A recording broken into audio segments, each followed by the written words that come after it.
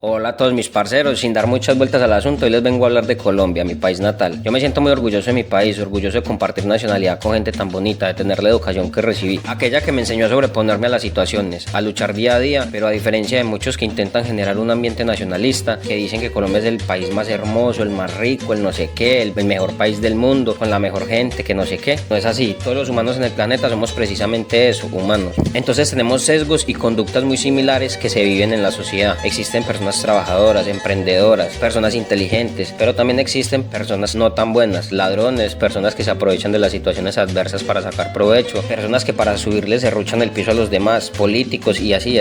Colombia simplemente es un buen país, que al igual que otros países tiene cosas maravillosas y unas no tan buenas, pero que con la unidad de su gente, con trabajo duro y la constancia pueden hacer de este un mejor país. Entonces vamos a dividir la historia en 6 capítulos: precolonia, descubrimiento o encuentro. Porque no se descubrió América, ya estaba allí, solo fue un encuentro entre culturas diferentes. Virreinato, independencia, la Gran Colombia y por último Colombia. Pero como no soy el Tino Asprilla, no me voy a extender más, así que comencemos.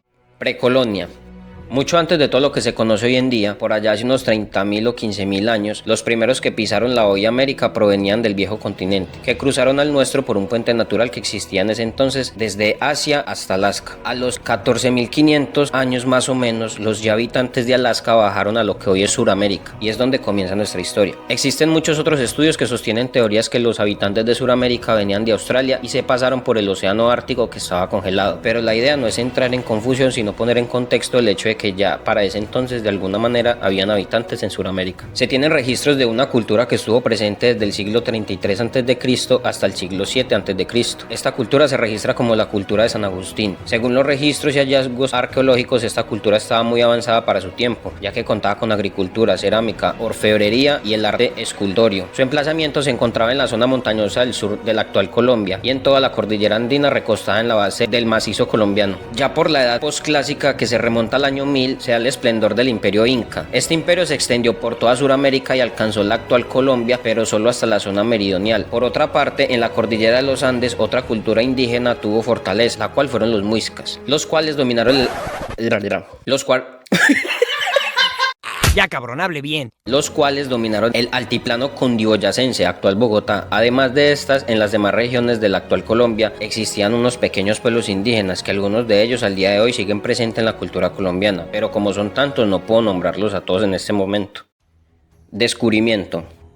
Póngale pues cuidado, por allá en el 1000, cuando los incas apenas estaban surgiendo como imperio, un vikingo, o bueno, un nórdico, porque no son vikingos, sino que vikingos es una traducción que significa pirata. Los nórdicos llegaron al norte del continente americano al mando del señor Leif Erikson, pero el más importante fue el señor Cristóbal Colón, quien se topó con las tierras del mar Caribe el 12 de octubre de 1492. ¿Por qué digo que se topó? Porque él no quería descubrir nuevas tierras, él quería encontrar una ruta comercial nueva con la India. Por eso a los nativos de estas tierras, el señor Colón acababa de encontrarse, se les llamó indios. El 4 de mayo de 1493, el Papa Alejandro VI expide la Bula Inter Caestera, que favorecía en gran medida a los españoles con las nuevas tierras, pero esto disgustó a los portugueses porque estos alegaban que el Papa, siendo español, beneficiaba con esto a España. Entonces, después de unas pequeñas disputas diplomáticas, el 7 de junio de 1494 se firmó el Tratado de Tordesillas entre Isabel I de Castilla, Fernando II de Aragón y Juan II de Portugal. En este tratado se repartían las tierras de conquista y se anexaba el nuevo continente, el océano y las zonas adyacentes. Pero fue solo hasta el tercer viaje de Colón a las nuevas tierras que este tuvo contacto con la parte meridional de América. El 31 de julio de 1498, este llegó a la isla de Trinidad y aproximadamente entre el 4 y el 12 de agosto exploró el Golfo de Paria, que separa a Trinidad de las costas de la hoy Venezuela. El recorrido lo llevó a la desembocadura del río Orinoco y el desembarco en la zona de Maruco en Venezuela. El 18 de mayo de 1499, el navegante Alonso de Ojeda inició la expedición que lo llevó a las costas de Venezuela y la península de La Guajira en la actual Colombia. En este viaje iba el cartógrafo italiano Americo Vespucio, quien le puso el nombre de Venezuela a las costas donde desembarcaron. Estos dos se separan y mientras Vespucio viajaba hacia lo que hoy se conoce como Brasil, Ojeda exploró las costas de la actual Colombia. Durante el cuarto viaje de Alonso de Ojeda, tocaría por segunda vez Suramérica. Entre el 11 de mayo de 1502 y el 7 de noviembre de 1504, exploró las costas del Caribe de América Central, llegando al Golfo del Darién en Panamá y a Colombia. Entonces, según Según esto tenemos los siguientes asentamientos españoles en tierras hoy colombianas: 1502 Santa Cruz, actual Guajira; 1510 San Juan de Urabá, hoy Urabá; 1510 Santa María la Antigua al Darién, hoy Ungía Chocó; 1525 Santa Marta; 1533 Cartagena de Indias. A su vez, Sebastián de Belalcázar, Gonzalo Jiménez de Quesada y Nicolás Federman derrotan a los jefes de la Confederación Muisca, quienes eran los líderes de la mayor unión de tribus de Sudamérica en el altiplano cundiboyacense, dando muerte a Zaguipa, el último de los Zipas de Bogotá, en 1538, y a Aquiminsaque, el último saque de Unza, en 1541, y a Iraca de Sogamoso, quien era el máximo sacerdote muisca. Una vez tomado el control de todo el territorio de la actual Colombia, dio paso a los españoles para enfrentarse al poderoso imperio inca, pero eso ya hace parte de otra historia. Los españoles crearon la primera forma administrativa de los territorios en la costa caribe explorados por Colón, hoy Panamá, Colombia y Venezuela.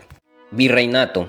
Después de la derrota de los muiscas, Gonzalo Jiménez de Quesada fundó Santa Fe de Bogotá. Aquí se crea la Real Audiencia de Santa Fe. Esta era un brazo administrativo del Virreinato de Perú. Hasta 1550 Colombia estaba formada por las gobernaciones de Santa Marta y Cartagena, pero estaban sujetas a la Real Audiencia de Santo Domingo, y la gobernación de Popayán, que estaba sujeta al Virreinato de Perú. Entonces la Real Audiencia de Santa Fe anexó estas gobernaciones y fue extendiendo su poder a la par que se creaban comunidades adyacentes hasta que tomó el total del territorio que es hoy Colombia. Ya por allá en 1717 el rey Felipe V creó el Virreinato de Nueva Granada. Este virreinato estaba conformado por las audiencias de Santa Fe de Bogotá, Panamá, Quito y Capitanía General de Venezuela, pero esta fue disuelta en 1724 por razones económicas, pero se reinstauró nuevamente, y el virreinato se gobernó por la Real Audiencia de Santa Fe de Bogotá y su capital, que se situó en la ciudad de Santa Fe, pero las decisiones importantes se tomaban desde España por el Consejo de Indias. A diferencia de su contraparte británica, que estaba en el norte de América, los españoles no esclavizaron a los nativos de la zona, sino que se aprobó el 20 de noviembre de 1542 las nuevas leyes en las cuales se les protegía a los indígenas y se les pasaba por un sistema de encomienda, en la cual se les daba tierras y ellos debían trabajarlas, pero esto desembocó en la esclavización de tribus africanas que fueron traídas al continente. Cartagena de Indias se convirtió en la primer plaza negra, ya que allí llegaban barcos llenos de esclavos, los cuales se vendían y se repartían por todo el virreinato. Como dato curioso, en Cartagena, Pedro Claver, un jesuita nacido en Cataluña que abogaba por el trato digno a las personas de color, murió el 9 de septiembre de 1654 y fue proclamado en 1985 por el Congreso de la República de Colombia como el precursor de los derechos humanos en el país. En el siglo XVI empezó a haber movimientos de descontento con el sistema colonial español. Entre los más conocidos se encuentra el de los negros y marrones, esclavos africanos quienes escapaban de sus amos y formaban comunidades libres en la selva. Los ejércitos realistas intentaron fallidamente someterles, pero estos hombres libres aprendieron a dominar la selva. Entonces el rey en 1713 le dio la legalidad a la primera población libre del continente, San Basilio de Palenque, Colombia. Entonces, ya formado el virreinato, su administración hasta esta época era algo tranquilo. Su estructura social se dividía en castas, las voy a nombrar en orden de importancia de aquel entonces. Los españoles peninsulares, vulgarmente llamados chapetones, eran los nacidos en España y estos tenían el poder de comprar esclavos, adquirir tierras, títulos nobiliarios y cargos de interés. Los españoles del continente, estos eran llamados criollos, eran aquellos blancos nacidos en el continente americano de padres españoles de península. Estos tenían los mismos poderes que los españoles de península, pero estaban debajo jerárquicamente. En este puesto tengo dos castas, los indígenas y los mestizos. ¿Por qué? Porque los indígenas tenían más libertades, ya que eran protegidos y generaban muchos más productos a la corona. Por otro lado, los mestizos eran aquellos engendrados en el cruce de un progenitor blanco y un progenitor indígena. Pero existía algo curioso: la raza española no es tan pura como otras europeas, porque varias culturas han chocado con esta formando nuevas razas. Entonces, a veces cuando un español tenía un hijo en el continente y este tenía un tono de piel más oscuro, se le consideraba mestizo. Y a veces dos personas comunes nacidas en el virreinato de color un poco más oscuro o mestizo tenían un hijo de piel blanca. Este hijo tenía más aceptación que uno que no. Después están los africanos o negros. Estos se dividían en tres: los africanos nacidos en el virreinato, los mulatos, que son los hijos del cruce y un español y un negro, y por último los ambos, el cruce de un negro y un indígena. Más o menos esta era la distribución de la sociedad colonial de aquel entonces. Algo que hay que dejar claro es que la convivencia de este virreinato fue muy tranquila, ya que todo era bien organizado y el maltrato de los españoles no era tan fuerte como el de su contraparte británica. Entonces el virreinato tuvo una época de paz, por así decirlo.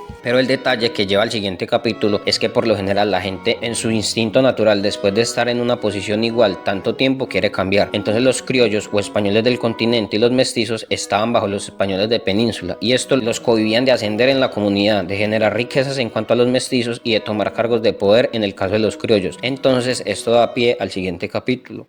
Independencia.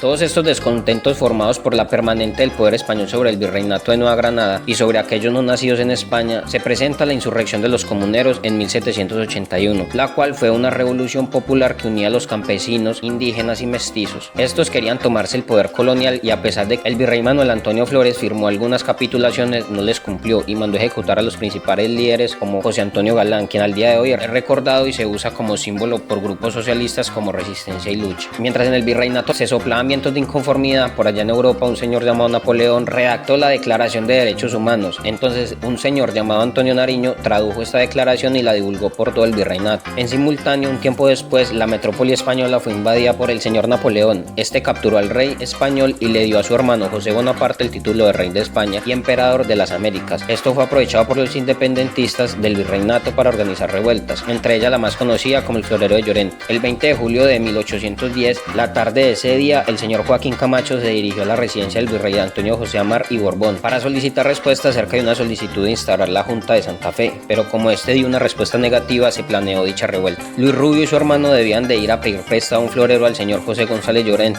para ponerlo en una cena de recibimiento que le harían al comisario real Antonio Villavicencio, nacido en Quito. Se esperaba que se negara, ya que Llorente era muy mezquino con los criollos, ya que él era español peninsular. Para suerte los independentistas, Llorente se negó, entonces los criollos caldearon los ánimos del pueblo contra los españoles. Francisco Morales y Antonio Morales interfirieron a Caldas por la forma en la que Llorente trataba a los criollos con improperios, lo que provocó la respuesta energética del pueblo a favor de los independentistas. El alcalde de Santa Fe, José Miguel Pey, intentó calmar el pueblo sacando a Llorente, mientras José María Carbonell alentaba a todos para que se unieran a la protesta. Después de esto se firmó el acta del Cabildo Extraordinario de Santa Fe en el periodo conocido como la Patria Boba desde 1810 hasta 1816. Hubieron muchos conflictos internos que se generaron por opiniones encontradas acerca de la forma de organizar el gobierno. Las constantes peleas de los centralistas y los federalistas, que a su vez peleaban en contra de los realistas, dieron origen a este periodo tan inestable. Antonio Nariño había llegado a la presidencia del Estado Libre de Cundinamarca a finales de 1811. Este consideró que la mayoría de las provincias deberían hacer parte de este proyecto centralista, aunque fuera por la fuerza. De esta forma se formó la guerra entre centralistas y federalistas, que duró hasta diciembre de 1814, cuando el ejército de las Provincias Unidas de la Nueva Granada, al mando de Simón Bolívar, llevaron a cabo el asedio de Santa Fe de Bogotá y anexó Cundinamarca a la federación. Recuerdan que por ese entonces España estaba en guerra con Francia porque Napoleón capturó al rey de España. Pues resulta que a España le resultaba indispensable el apoyo de América para esta guerra. Entonces España le prometió al virreinato darle su libertad y firmarle su constitución si les ayudaba con este conflicto. Entonces en 1812 se reunieron para redactar la Constitución de Cádiz, pero el monarca español fue liberado y retomó el trono. Estando allí se negó a firmar la constitución y restableció el absolutismo. Entonces el rey envió a Pablo Murillo, un audaz militar con muchas glorias en su haber, para pacificar a los revolucionarios. Esta pacificación inicia con el asedio a Cartagena en 1815. Desde allí entraron tierras adentro, bloqueando los puertos de Dorada Caldas y Puerto Salgar. Llegaron a Cundinamarca y se tomaron la capital con las tropas españolas en plaza pública en la Plaza Mayor, y así la corona tomó nuevamente el control. Ya para 1819 un ejército republicano comandado por Simón Bolívar cruzó las montañas desde Casanare hasta Tunja y Santa Fe. Allí libraron unas tantas batallas, entre ellas destacan la batalla del Pantano de Vargas y la batalla sobre el puente de Boyacá, en las cuales las tropas republicanas tuvieron una aplastante victoria contra las tropas realistas. Esto dio paso al control definitivo de Santa Fe el 10 de septiembre de 1819. Ese mismo mes, el día 19, se proclamó la República de Colombia, la cual ya había sido firmada en el Congreso de Angostura de 15 de febrero de ese mismo año, que hizo posible que el territorio ocupado por el virreinato de Nueva Granada se convirtiera en una república federal conocida como la Gran Colombia, en honor al gran navegante español Cristóbal Colón. Finalmente el virreinato desapareció en 1822, una vez fueron derrotados los realistas de Agustín Aguandolo en la campaña de Pasto. La Gran Colombia.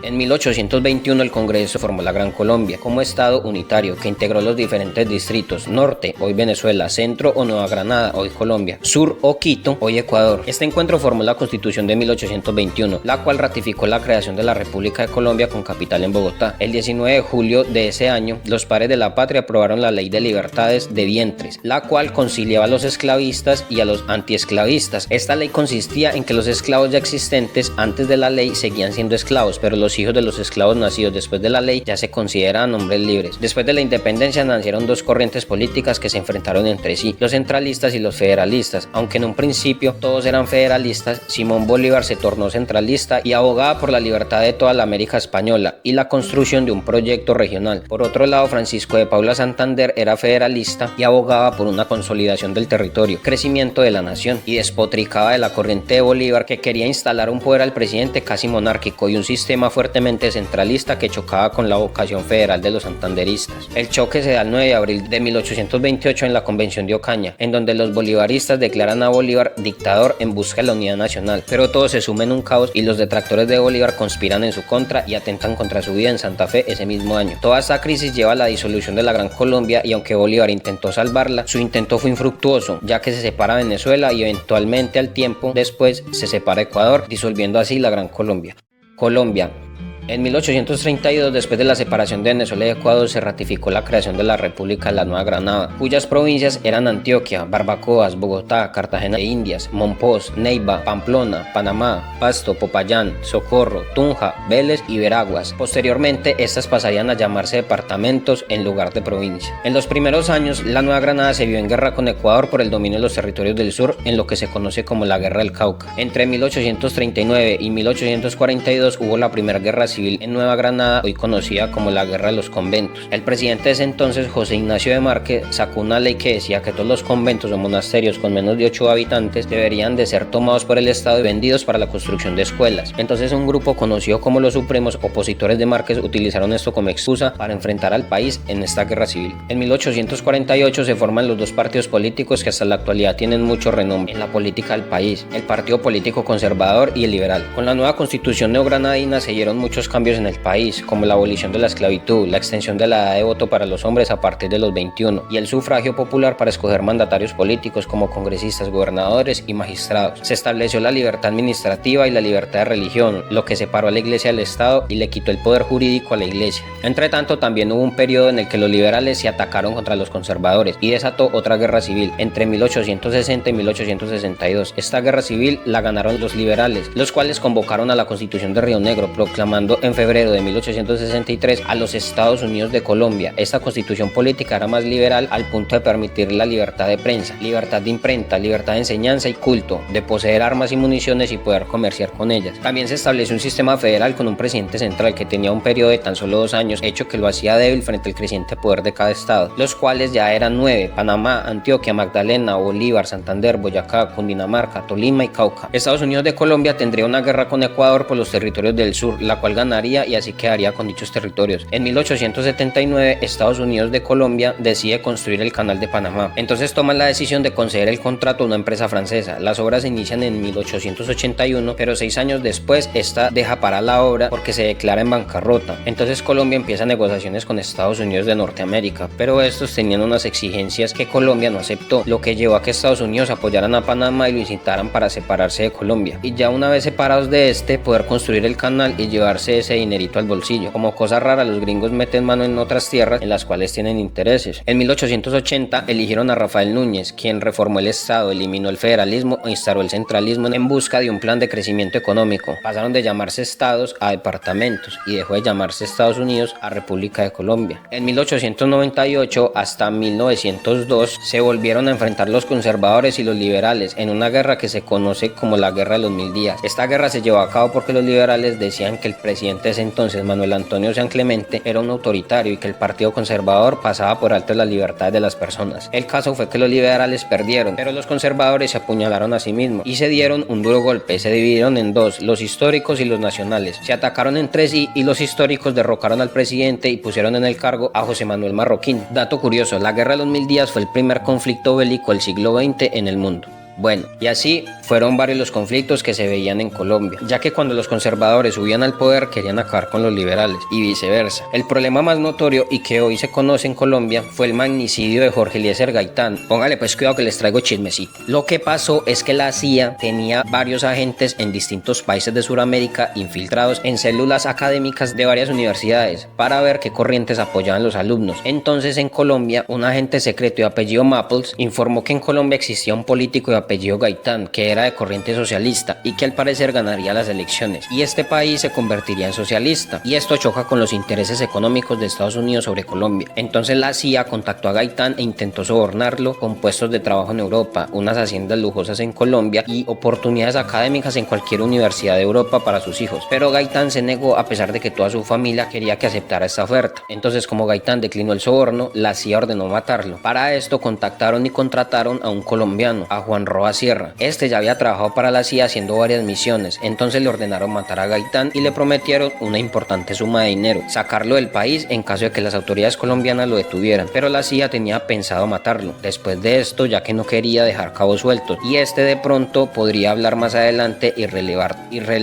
Ya cabrón, hable bien. y revelar toda la operación. El asesinato de Gaitán se llevó a cabo el 9 de abril de 1948 en el centro de Bogotá. Roa murió a manos de la gente mientras intentaba huir, entonces la CIA ya no tuvo que matarlo y su intervención en la muerte de Gaitán quedó en las sombras. La muerte de Gaitán desató una ola de odio y delincuencia a lo largo de Bogotá, y a esto se le conoce como el Bogotazo. Esta ola de violencia se extiende por todo el país y se considera uno de los periodos más sangrientos de la historia de Colombia. Fue tan violenta que se le conoce así, la violencia. También hubo una guerra entre Colombia y Perú por unos territorios en el Amazonas, pero Colombia tuvo una aplastante victoria frente a Perú en el área militar, pero la guerra se resolvió de forma diplomática. En 1951 Colombia intervino en la guerra de Corea con 5.100 efectivos, ayudando a la libertad de Corea del Sur y teniendo un desempeño excepcional. Aquí les dejo el video de la guerra de Corea. También hubo una dictadura militar a nombre de Gustavo Rojas Pinilla en 1953, pero investigué con varios historiadores militares y Rojas Pinilla no fue ningún dictador. Si quieren que les cuente la historia, déjenmelo en los comentarios. Y en 1974 comienza el auge de las mafias y grupos armados y delincuenciales que al día de hoy se conocen. En 1991 se reforma la Constitución, naciendo así la nueva Constitución de Colombia de 1991, y ya lo demás es lo que se conoce de Colombia. Como pueden ver, la historia de Colombia es una historia marcada por el conflicto y la violencia. Tristemente, los brazos delictivos tocan la población y por el abandono del gobierno mucha población vulnerable toma malos caminos, pero esta es la era de la esperanza. Ya muchos jóvenes en Colombia se están dando cuenta del poder corrupto de los políticos de antes, de que la vida delictiva no lleva a ningún camino. Tristemente, muchas ovejas negras van a otros países a delinquir, porque como vienen de un país tan conflictivo, se sienten en la capacidad de progresar en el camino del crimen en el extranjero, pero olvidan que las leyes de otros países son diferentes y los someten. Y no me alegra, pero sí me deja tranquilo ver que todas esas personas que empañan el buen nombre de los colombianos son juzgados duramente. Como dije al inicio del video, Colombia es igual que todos los países, o que su gran mayoría. Tiene gente de todo tipo, pero las personas buenas son más. Las personas que van a la universidad, las personas que tienen un trabajo honesto, las personas que le dicen no a las acciones delictivas, las personas que se superan y con pujanza intentan realzar el nombre de Colombia. Son más los jóvenes que sueñan con ser atletas, médicos, militares, policías, maestros para ayudar a crecer a Colombia. Solo espero que ahora que el futuro del país descanse en las manos de la nueva generación, sepan mirar hacia atrás y ver todos los errores de los que estuvieron antes y puedan construir una nueva Colombia.